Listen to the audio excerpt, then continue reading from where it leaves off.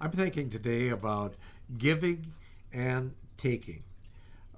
I'm guilty sometimes, and certainly have been in much of my life actually, about taking things for granted. What do I take for granted, or have I taken for granted? the most important, some of the most important things in my life.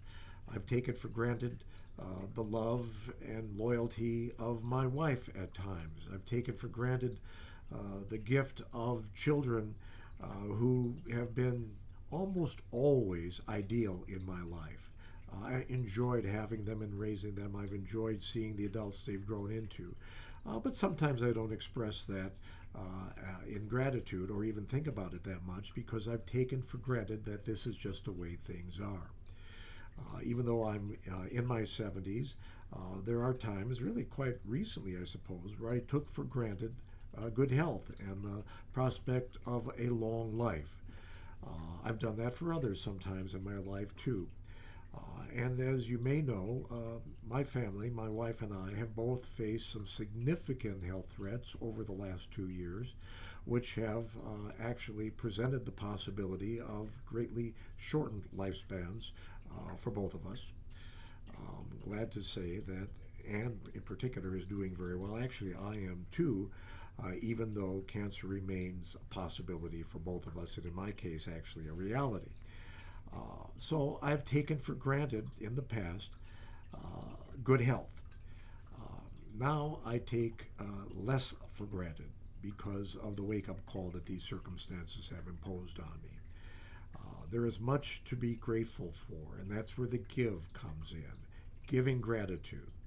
We are, as we have this conversation in mid November, so Thanksgiving in the United States, an important holiday, will happen in little more than a week's time.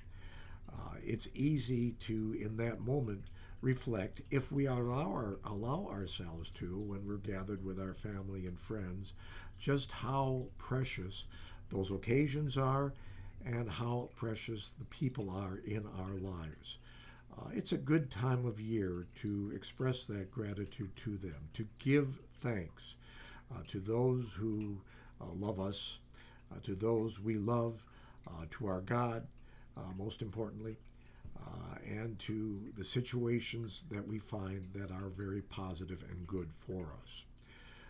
Taking for granted uh, the blessings in our lives makes it easier for us to become perhaps a bit arrogant about it all, or complacent, or nonchalant in ways that aren't healthy for us over time.